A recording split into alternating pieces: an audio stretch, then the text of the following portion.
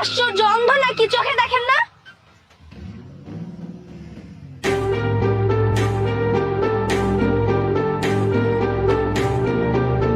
আরে নদী, কেমন আছিস তুই? কি খবর তোর? অথই তুই? আমি তো বড় লোক, কিন্তু তোর অবস্থা তো আমার আগের মতোই লাগতেছে, সেই গরিব। বাই দ্য ওয়ে, এটা আমার হাজবেন্ড, কোটিপতি। তোর হাজবেন্ড কি করে? আমার হাজবেন্ড একটা হাসপাতাল। ও, হসপিটালে নিশ্চয় ক্লিনারের কাজ করে, তাই না? যাই হোক, এটা তো আমি আগেই বুঝতে পারছিলাম। এই বাচ্চা এটা কার নিয়ে ঘুরতেছিস? তুই এখন আয়ারও কাজ করিস নাকি? আরে তুই এসব কি উল্টাপাল্টা কথা বলছিস? ও আমার বাচ্চা। হোয়াট?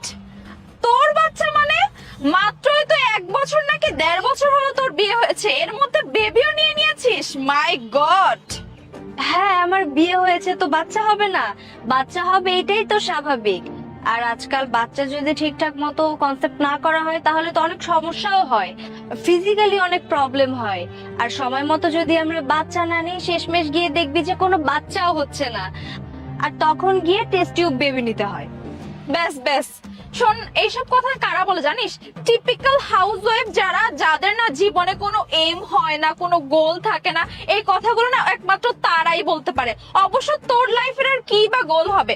তোর লাইফের গোল হচ্ছে বিয়ে করা, বাচ্চা সামলানো, হাজবেন্ডকে নিয়ে থাকা, এই।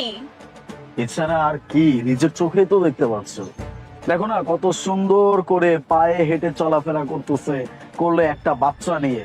এইরকম মানুষের জীবনে আর কি বা এইম হইতে পারে, বা কি বা গোল থাকতে পারে? কিচ্ছু থাকতে পারে না। আচ্ছা, ওর লাইফের না একটা গোল আছে, বুঝতে পারছিস? আমি সেটা বুঝে গেছি। ওর লাইফের গোল হচ্ছে গোল গোল রুটি বানানো। আসসালামু আলাইকুম ম্যাডাম, আপনি এখানে? এক্সকিউজ মি, আপনি কাকে ম্যাডাম বলতেছেন?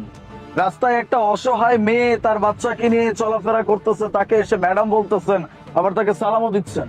সরি, আপনাদের কোথাও ভুল হচ্ছে। উনি কোনো সাধারণ মানুষ না, উনি হলেন আমাদের district magistrate. Magistrate? Like seriously? By the way madam, আপনি এই রাস্তাতে হেঁটে কই যান? আসলে আমি ভেবেছিলাম গাড়ির পাংচারটা ঠিক করে তুমি এদিক দিয়েই যাবে, সেজন্যই আমি ভাবছিলাম বাবুকে নিয়ে আমি হেঁটে হেঁটে এই রাস্তা দিয়েই যাই। তা না ঠিক আছে, কিন্তু আপনি একা কেন? আপনার গার্ড কোথায়? আমার একটা ইম্পর্টেন্ট কল আসাতে আমি ওকে কাজে পাঠিয়ে দিয়েছি। আপনি এক কাজ করুন, বাবুকে নিয়ে গাড়িতে যান, আমি আসছি।